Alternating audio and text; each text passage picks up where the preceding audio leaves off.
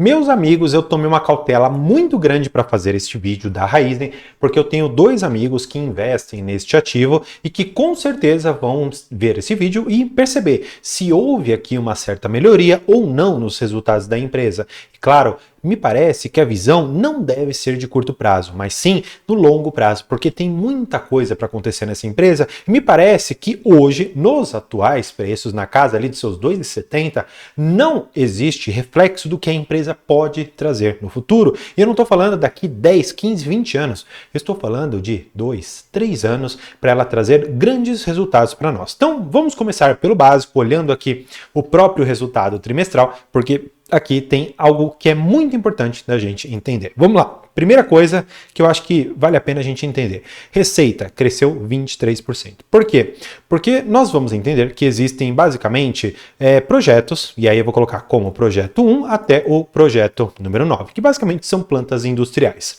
Boa parte aqui vai ser entregue no futuro, muitas delas, e aquelas que vão trazer mais resultados serão entregues lá para 2026, 2027. Portanto, boa parte deste resultado, esse acréscimo de 23%, se deve primordialmente aos projetos 1, 2 e 3, ou seja, nós temos os projetos do 4 até o 9 que ainda entrarão em operação, claro, ainda no futuro, e que ainda não refletem todo o resultado positivo que o ativo pode ter. Quando eu olho ainda também para o lucro, na verdade o prejuízo aqui, você tem que enxergar que houve um ajuste por conta de algumas questões de IFRS, que são normas internacionais de contabilidade. Esse prejuízo seria um pouquinho maior, mas vamos olhar aqui apenas o ajustado, 100 milhões negativos, sendo que a receita líquida dessa empresa está na casa de 73 bi. Ou seja, muitas pessoas me perguntam, André, como que pode uma empresa que tem uma receita líquida de 73 bilhões de reais dar um prejuízo de 97 milhões? Me parece que muita coisa ainda precisa ser compreendida para que a gente consiga entender o que está acontecendo com essa empresa. E na verdade, você vai perceber que é uma empresa que tem margens líquidas muito baixas, ou seja, eu estou falando que uma empresa que tem uma receita líquida de 73 bilhões, ela deve normalmente ficar numa casa ali de 3, 4 bilhões de resultado no ano em termos de lucratividade, que é um pouco diferente de geração de caixa, mas depois a gente estabelece melhor do que se trata, tá bom? Eu quero ainda mostrar para vocês que a empresa ela está conseguindo melhorar ano após ano a sua alavancagem através de uma melhor estrutura de capital, que nós vamos ver também. Essa questão de geração de caixa, eu quero que você desconsidere, tá? Porque eu vou te mostrar uma conta que eu aposto que ninguém vai fazer isso com você, porque muitas pessoas vão falar, olha, a empresa gerou caixa, mas na verdade não gerou, e eu vou te explicar como que isso ocorre para a gente entender finalmente se o investimento ele está sendo bom ou não neste momento. Mas claro, já vou adiantar, não quero que você olhe um trimestre isoladamente. Você tem que olhar todo o filme da empresa, e aí eu vou te mostrar exatamente o porquê você deve olhar a empresa como um filme, porque uma vez você tem um resultado negativo, depois você tem um baita resultado positivo, e eu vou te explicar como interpretar tudo isso. Então fica aqui comigo que tem muita coisa legal. Vamos lá.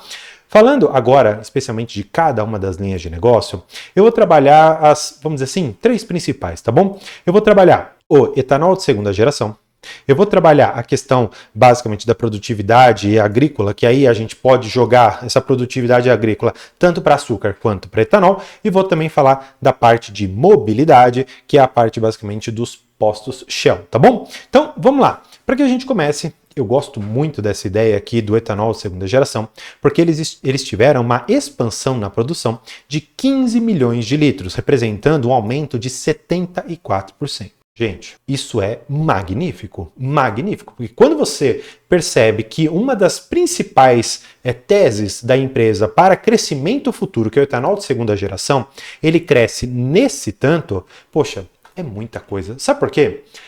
Na verdade, existe um movimento que é global, mas especialmente falando aqui em Brasil e Europa, nós temos uma proposta muito acertada de você reduzir o consumo de combustíveis fósseis, especialmente falando ali de petróleo. Nesse sentido, portanto, o etanol de segunda geração, que é um etanol menos poluente, acaba entrando exatamente nesse ponto de você não prejudicar ainda mais o meio ambiente. E pensando talvez nessa agenda verde que Brasil e Europa têm, seria muito legal o etanol de segunda geração ganhar participação de mercado em cima de outros combustíveis fósseis, o que é excelente para os resultados da Raízen, mas claro, resultados futuros. Mas ainda que você pense que isso só vai acontecer daqui 10, 15, 20 anos, me parece, na verdade, que eles estão tendo já os resultados agora. Mas só com as plantas realmente que vão entrar em produção daqui a alguns anos que você vai ter realmente a compreensão do tamanho desta empresa e quanto que ela pode gerar no futuro de lucratividade, não só para você, mas especialmente para a Cosan, que é uma das controladoras e que está realmente precisando muito de dinheiro neste momento, tá bom? Vamos lá. Falando do etanol de segunda geração, olha só o que eu te falei. As plantas 1 e 2 estão em ritmos consistentes de capacidade de produção, sendo que as plantas 3 a 9 estão com obras em andamento e em fase de projeto. Só que, eu quero que você veja aqui, que a obra número 3, ela já está praticamente 90% concluída, tá bom? E olha só o interessante, ela iniciaria as suas operações agora em 24 e 25, que eu já acredito que nesses próximos resultados, na verdade, nesse daqui, nós já vamos ter um item positivo para analisar. O que eu quero que você veja, isso sim que é o fundamental, é que você tem todas essas obras aqui. Boa parte delas, e aí eu vou até traçar uma linha aqui, dessas aqui para baixo, elas ainda não estão em operação. Entretanto, olhando para a planta de Barra, de Valparaíso, que é essa Univalem, essas duas estão com 90% do status operacional. Entretanto, este resultado que eu estou te mostrando, ele é do trimestre passado, ele não é deste porque ainda não trouxeram a apresentação institucional, então não tenho os dados atualizados aqui para vocês. Independentemente disso, eu quero que vocês vejam nesta parte aqui da lateral direita. Opa, deixa eu ver se consigo melhorar isso aqui. Maravilha, acho que assim vai ficar mais fácil. Ó, olha só a projeção das plantas que estão em operação para cada ano. Eles estão estimando colocar aqui, ó, em 2024, 4 plantas, 25, 5, 26 para 27 você já pula outras 2 plantas. O que eu quero, além disso, que você veja é esse crescimento aqui, ó. De 2022 para 2023, você tem um crescimento bem pouco aqui, assim, bem pouco, né? Você dobrou a produção, né? A capacidade de produção de ano safra de 30 para 60. Entretanto, olhando para o atual momento, que é esse daqui de 148, pulando para lá em 2027 e 2028, para 686 milhões de metros cúbicos aqui de produção do etanol de segunda geração, olha só, eu estou falando de um crescimento de 4,65 vezes. É muita coisa que eu estou trazendo de capacidade produtiva e que se o mercado, especialmente de etanol, conseguir absorver tudo isso aqui, gente, vai ser a empresa pioneira em etanol de segunda geração e vai ser uma empresa extremamente lucrativa, especialmente porque eu estou falando hoje que ela está fazendo o ciclo que eu sempre mostro para vocês. Esse ciclo é fundamental de você entender, vou até desenhar mais uma vez. A empresa, ela tem um determinado caixa aqui. Ela vai despender esse caixa, ela vai gastar esse dinheiro para produzir uma determinada planta ou alguns projetos, tá bom? O que acontece? Esses projetos, eles ficam por um determinado tempo maturando, ou seja, você tem todo esse tempo de você gastar um valor, de você trazer essa planta para a vida, realmente, você tirar do papel, e aí existe o processo que a gente chama de ramp-up. Basicamente, no primeiro ano, ela vai entregar este resultado aqui. No segundo ano, ela já vai entregar isso. No terceiro ano, isso. No quarto ano, isso. Conclusão. Eu quero que você veja que você, a princípio, e esse é o panorama de hoje, você está aqui, ó, neste vermelhinho, para muitas obras, tá bom? Estou falando de todas essas obras aqui para baixo. Você está nesse momento. Algumas delas vão começar a trazer resultado no primeiro, no segundo ano. Entretanto, quando você chegar lá na frente, já no terceiro, quarto ano de maturação, olha o tamanho do dinheiro que você vai ganhar em relação àquilo que você despendeu. Portanto, aguardar os projetos efetivamente saírem do papel e transformarem tudo isso em dinheiro para a empresa leva tempo, mas para aquela pessoa que acompanhar todo esse crescimento, a tendência é que receba não só bons dividendos, mas também que receba bons resultados em termos de valorização do papel, tá bom?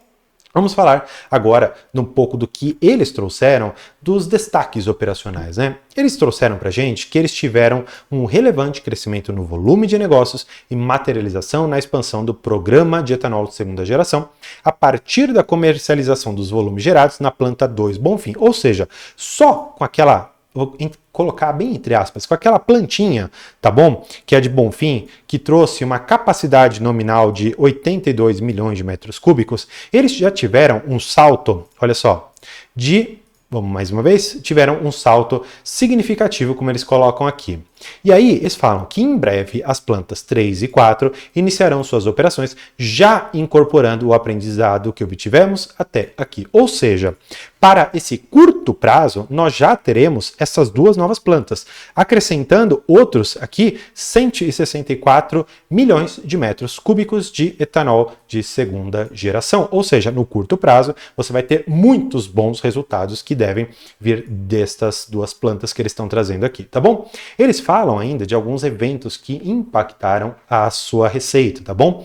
E eles trazem os eventos climáticos, especialmente forte estiagem, né? Estou falando de seca, e os incêndios de grande proporção. E até saiu uma notícia falando que um desses incêndios chegou a quase que alcançar ali uma das fábricas da Raízen, tá bom? E aí, por fim, eles falam aqui na questão de mobilidade, né, que são os postos Shell, e aí eu não entendi nada que eles disseram aqui, porque não me disseram nada. Eles falaram, nos postos Shell, seguimos a sustentação de novos patamares de margem e reforçamos nosso combate à ilegalidade no setor de distribuição de combustíveis. Expandimos o valor da marca Shell, reforçamos a centralidade do nosso revendedor com uma rede cada vez mais competitiva e com margens em torno de R$ 150 o metro cúbico no Brasil. Tá, não me trouxe aqui muita coisa, ele só quer dizer que ele ficou mais competitivo, trouxe uma margem que não sei se é melhor, se é pior, não trouxe aqui nenhum comparativo para mim, mas enfim, vamos lá. Quero que você ainda veja esta parte, que aí eu acho que é aqui onde mora o grande problema. Eu te expliquei naquela questão que você despende aqui um determinado caixa e que depois você vai tendo aqui o retorno um determinado tempo. O que acontece? Você está neste ponto. Para você estar nesse ponto, significa que você vai estar gastando dinheiro, você está se endividando, para depois você ter o resultado e a desalavancagem. Neste ponto, a estrutura de capital é o ideal, o momento certo, o local correto para você verificar onde estão as falhas ou as coisas boas que essa empresa pode ter em relação a esse endividamento. O que eles falam para a gente? Que neste trimestre eles concluíram com eficácia nossas ações de gestão do endividamento e seguiremos em busca da redução efetiva a partir de uma maior geração de caixa livre. Legal, gostei da ideia. Vamos agora para os números para a gente ver o que mudou de um momento para o outro. Olhando trimestre contra trimestre, você sim teve um EBITDA que caiu ali 14%. O que acontece? A alavancagem da empresa ela acabou também subindo um pouquinho, 0,7 vezes. Só que a gente poderia fazer uma conta inversa, até vamos fazer esse exercício aqui juntos. Como que a gente calcula a dívida líquida sobre EBITDA? Bem, simples. Vamos pegar a dívida líquida total deste trimestre, que ficou em 35 bilhões 921,2, e vamos dividir pelo EBITDA que eles tiveram no trimestre anterior, imaginando que essas questões climáticas e de estiagem e outras tantas coisas não vão impactar futuramente. Então, vamos imaginar aqui 15 bilhões 870 milhões de reais. Ou seja, a dívida líquida, considerando o EBITDA para esse próximo trimestre, que eu acredito que realmente deve ficar na casa dos seus quase 16, 17 bilhões de reais, especialmente se as plantas 3 e 4 vierem, nós provavelmente talvez tenhamos até um EBITDA maior, talvez chegue até em mais ou menos ali os seus 17 bilhões, mas ainda assim, pro forma, eu colocaria aqui uma dívida líquida sobre EBITDA, na casa de 2,2 vezes, uma redução bem significativa neste prazo aqui.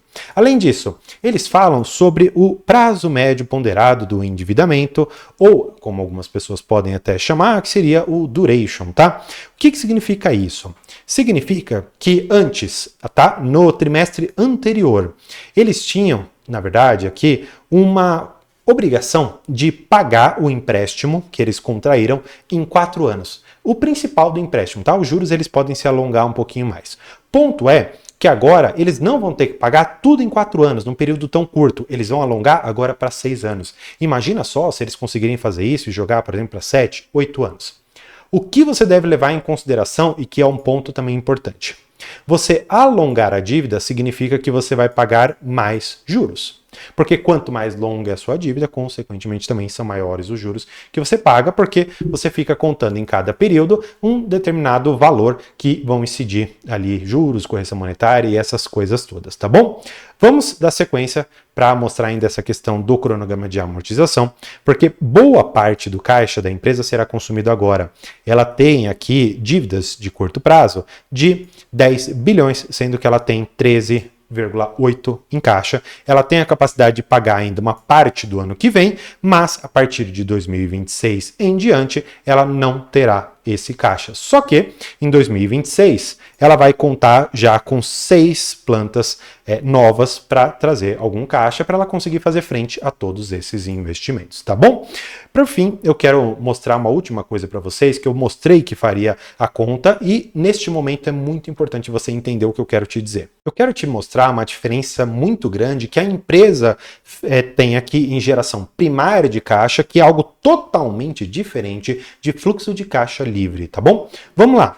Eles trazem aqui pra gente o fluxo de caixa livre para os acionistas. E eles colocam que está em 1 bilhão 959 milhões de reais. Entretanto, esta conta está equivocada. Por quê?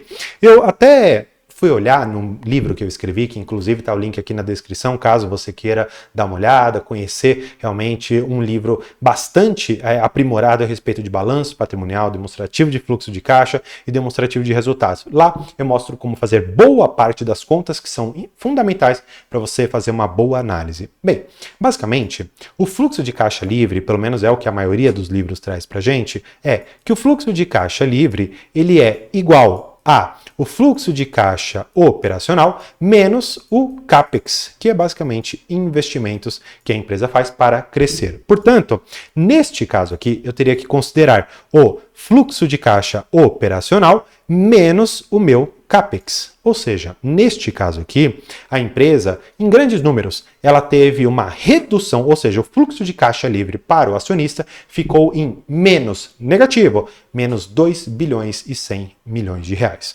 Não é este valor aqui, tá bom? E neste ponto, você pode não confiar em mim e falar, nossa, André, você está dizendo que a empresa errou? Que besteira que você está falando. Olha só, eu até perguntei aqui para o ChatGPT só para tirar essa dúvida com ele.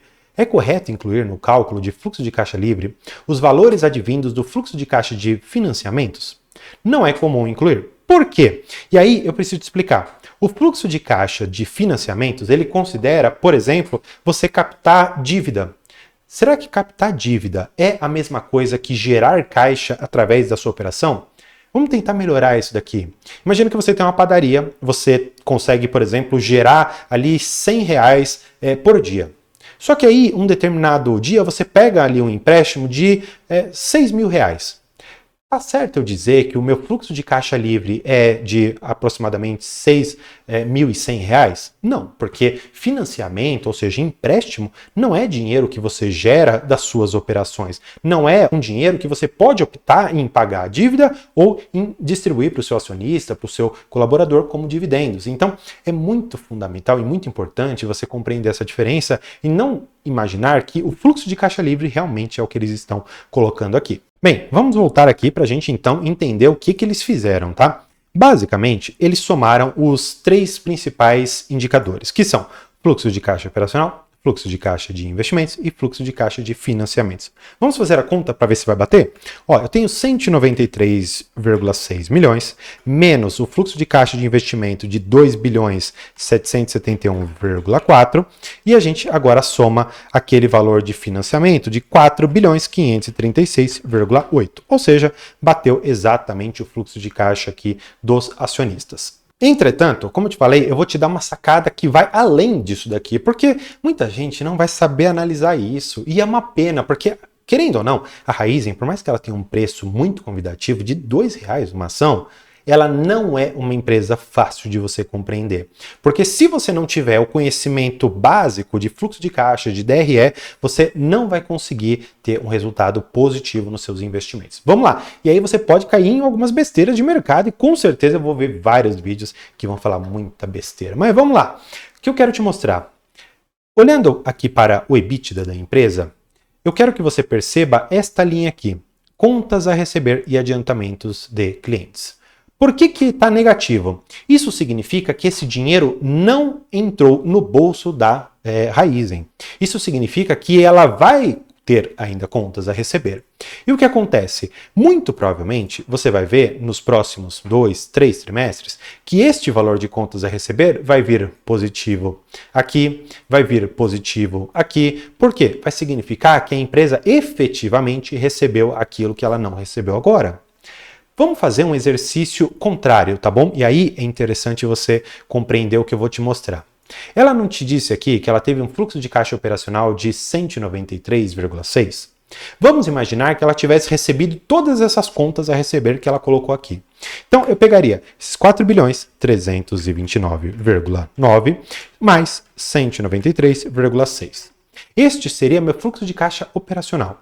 Se eu reduzisse agora o CAPEX, que está em 2 bilhões 330,5, eu chegaria a verdadeiramente um fluxo de caixa livre para os acionistas em 2 bilhões 193 milhões de reais. Muito diferente deste cálculo aqui que ela fez. Se você concordar comigo, este dinheiro ele poderia ser usado, ao invés de a empresa ter que fazer captação com terceiros, fazer o pagamento, por exemplo, de parte dessa dívida. Ó, amortização principal de dívida com terceiros, 2 bilhões e 700. Eu não precisaria pegar quase 9 bi. Eu poderia pegar esse dinheiro que eu gerei, pagar aqui, e ia ficar faltando ali mais ou menos uns 500 milhões de reais, e aí eu ia poder emitir uma dívida muito menor, talvez de 1 bilhão, eventualmente, para fazer frente ao resto que eu tenho aqui. E aí a saúde financeira da empresa poderia ficar ainda melhor do que ela está.